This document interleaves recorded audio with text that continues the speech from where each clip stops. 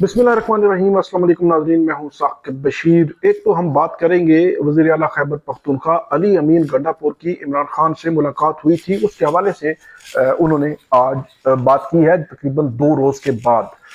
इससे कबल काफ़ी चेमगोइयाँ भी हो रही थी, खबर भी आई थी कि इमरान खान और इस्टेब्लिशमेंट के दरमियान मुलाकात जो मुज़ाकरात के हवाले से या बातचीत के हवाले से कुछ चीज़ें आगे बढ़ रही हैं, उस पर भी बात करेंगे। पहले तस्दीक तरदीद, पीटीआई के अंदर जो लीडरशिप है उसके जो बयानात हैं उनमें तजादात, अलीमा खान उन्होंने बड़े सवालात उठाए, इस पे एक तो बात करते हैं। और दूसरा, शाह महमूद कुरैशी, उनकी जमानतें मंजूर हुई हैं, मुहर्रकात क्या हैं और मामलात किस तरफ जा रहे हैं और क्या वो रिहा हो सकते हैं इन जमानतें मंजूर हुई हैं, इस पे हमने बात करनी है। और आइंदा चंद दिन अहम क्यों है, इस पे भी बात करते हैं। सबसे पहले तो वज़ीर आला खैबर पख्तूनख्वा अली अमीन गंडापुर, जिनकी मुलाकात हुई इमरान खान साहब से जब वो 2 रोज कबल, और तकरीबन 2 से 2.5 घंटे ये मुलाकात जारी रही, जिसमें ये जराए ने बताया कि बैरिस्टर सैफ भी उस मुलाकात में मौजूद थे।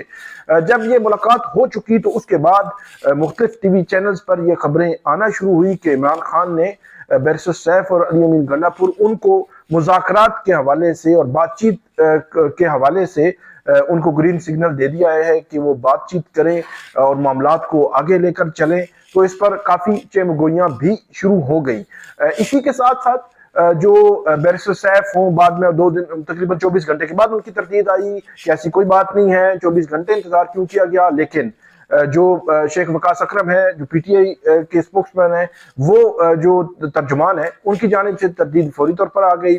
फिर अलीमा खान जो है उनकी जानिब से एक ट्वीट किया गया, जिस ट्वीट में एक तासुर उन्होंने ये दिया कि मखसूस लोगों की मुलाकात करवाई जाती है। जिस तरह हमने देखा कि ईद के दूसरे रोज सलमान अकरम राजा जो अडियाला जेल के बाहर मौजूद थे, उन्होंने एक लिस्ट दी थी और उस लिस्ट के मुताबिक ये कहा गया था कि मुलाकात वहां पे वो मुलाकात करना चाहते हैं। जो तरीकाकार है इस्लामाबाद हाई कोर्ट के लार्जर बेंच के हवाले से, कि उस लार्जर बेंच में ये तय पाया था कि मंगल जुमरात मुलाकातें होगी। फिर उसमें जो सलमान अकरम राजा एक लिस्ट देंगे जो सुप्रिंटेंडेंट अडियाला जेल को, उस लिस्ट के मुताबिक मुलाकात करवाई जाएगी।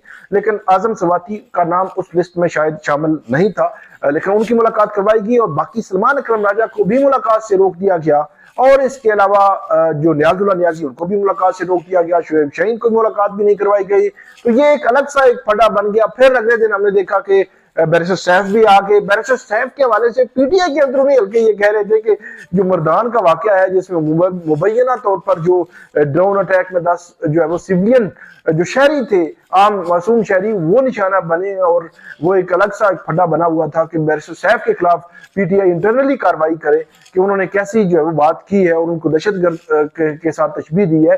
तो वो एक अंदरूनी एक रिफ्ट चल रही थी और बैरिस्टर सैफ की मुलाकात हो गई अली अमीन गंडापुर के साथ। और तो ये एक अजीब सी सिचुएशन जो है वो बनी हुई है। लेकिन देखना यह है कि क्या इमरान खान साहब के हवाले से कोई मुलाकात वाला मामला है, जो कोई जो है वो मुज़ाकरात वाला मामला है, उनकी रिहाई वाला मामला है या नहीं है।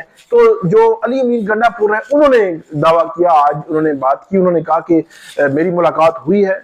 इमरान खान साहब जो है वो डील नहीं कर रहे, वो मुज़ाकरात की बात पहले भी करते थे, अब भी करते हैं, मैं अपना रोल और किरदार अदा करता रहूंगा, ये बात की अली अमीन गंडापुर ने। और वो जब वो आगे बढ़ के अब मुज़ाकरात पीटीआई की लीडरशिप, अली अमीन गंडापुर बतौर वज़ीर आला खैबर पख्तूनख्वा, फिर जो इमरान खान की फैमिली, उनकी बहनें हैं, फिर सबसे बड़ी बात जो अमेरिका में मुकीम पाकिस्तानी हैं, जो पीटीआई के भी हैं और नॉन पीटीआई के भी हैं, कुछ डॉक्टर्स भी हैं, तो उनके हवाले से भी खबरें आपने सुनी होगी।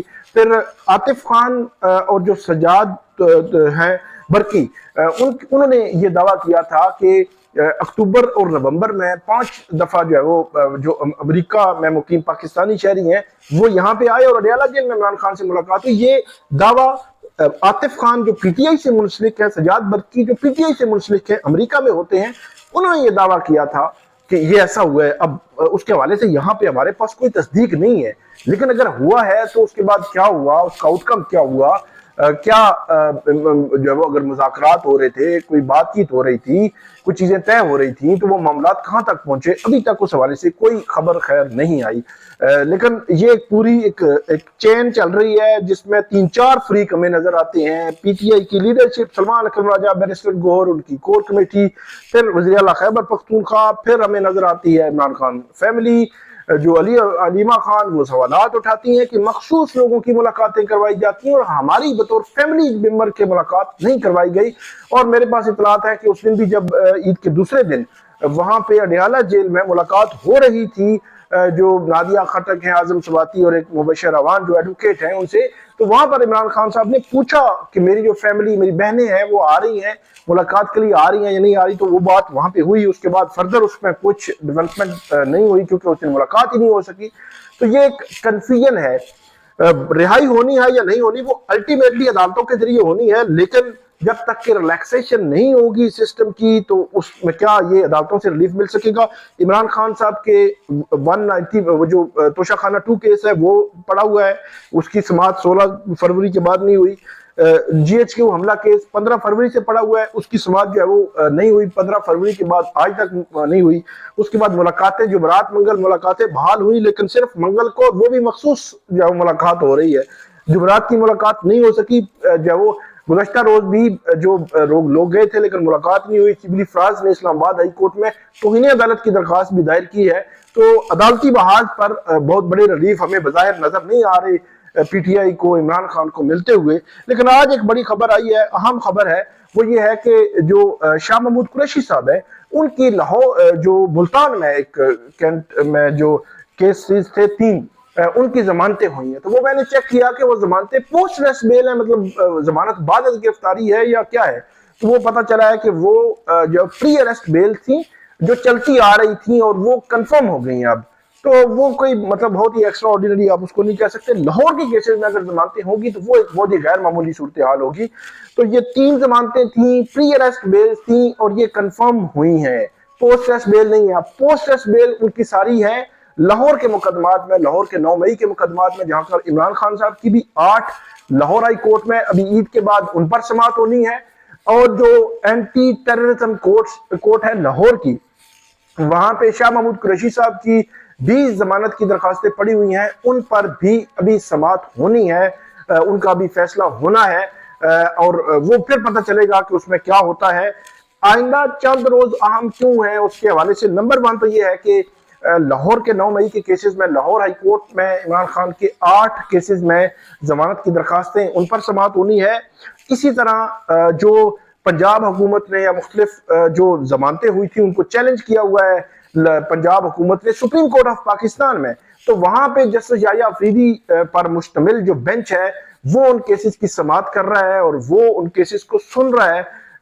وہ عید سے پہلے بھی 2 سماعتیں ہوئی تھی، لیکن پنجاب حکومت کی جانب سے ذوالفقار عباس نقوی ایڈوکیٹ جو ان کو اسپیشل پروسیکیوٹر، پبلک پروسیکیوٹر تعینات کیا گیا، تو انہوں نے ٹائم مانگا تھا، اور اب سپریم کورٹ آف پاکستان میں بھی ابھی چند روز میں اسی ہفتے جو ہے وہ سماعتیں ہونے جا رہی ہیں 9 مئی کے کیسز کے حوالے سے۔